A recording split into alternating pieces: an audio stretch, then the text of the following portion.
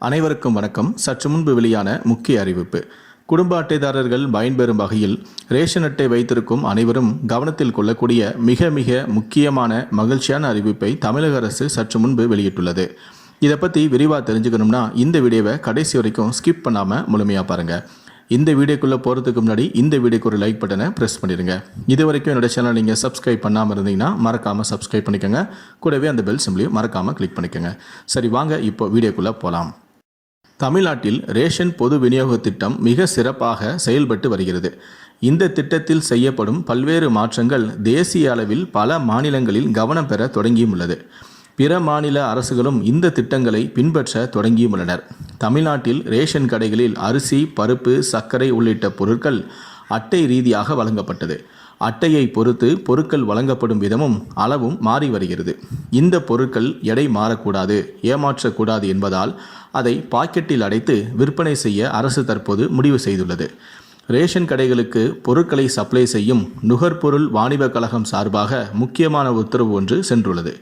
அதன்படி நுகர்பொருள் வாணிப கழகம் சார்பாக வழங்கப்படும் பொருட்களை நுகர்பொருள் வாணிப கழக அலுவலகத்தில் ஒருமுறை எடை பார்க்க வேண்டும்.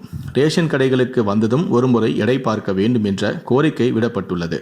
நுகர்பொருள் வாணிப கழகம் பொருட்களில் எடை குறைவதாக வைக்கப்படும் புகார்கள் காரணமாக இந்த உத்தரவு பிறப்பிக்கப்பட்டுள்ளது. அதேபோல ரேஷன் கடைகளில் புதிதாக இனிமேல் தேங்காய் எண்ணெய் விற்பனை செய்ய திட்டமிடப்பட்டும் உள்ளது. தேங்காய் எண்ணெய் நேரடியாக விவசாயிகளிடம் வாங்கி விற்பனை செய்ய திட்டமிடப்பட்டுள்ளது.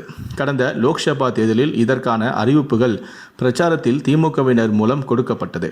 தற்போது அதற்கான சாத்தியக்கூறுகளை தமிழ்நாடு அரசு ஆய்வு செய்து வருவதாகவும் கூறப்படுகிறது. இன்னொரு பக்கம் மத்திய அரசின் செறிவூட்டப்பட்ட அரிசி வழங்கும் திட்டமும் பல்வேறு மாநிலங்களில் வரும் மாதங்களில் செயல்படுத்தப்படவும் உள்ளது. அதாவது அரிசியை செறிவூட்டி அதிக சத்துக்களுடன் விற்பனை செய்ய அரசு முடிவு செய்துள்ளது. இந்த திட்டம் தமிழ்நாட்டிலும் படிப்படியாக செயல்படுத்தப்பட்டு வருகிறது. 3 கட்டமாக செயல்படுத்தப்பட உள்ள இந்த திட்டத்தை இன்னும் சில மாதங்களுக்குள் மொத்தமாக கொண்டு வருவோம் என்று தமிழ்நாடு அரசும் தெரிவித்துள்ளது. இந்த நிலையில்தான் ரேஷன் பொருட்கள் சரியாக கிடைக்கவில்லை, ரேஷன் ஊழியர்கள் ஊழல் செய்கிறார்கள், முறைகேடு செய்கிறார்கள் என்று தோன்றினால் அதை பற்றி புகாரும் அளிக்கலாம். இதற்காக 180042555901 என்ற புகார் எண் உருவாக்கப்பட்டும் உள்ளது. இந்த எண்ணை தொடர்பு கொண்டு ரேஷன் தொடர்பான புகார்களை நீங்கள் அளிக்கவும் முடியும்.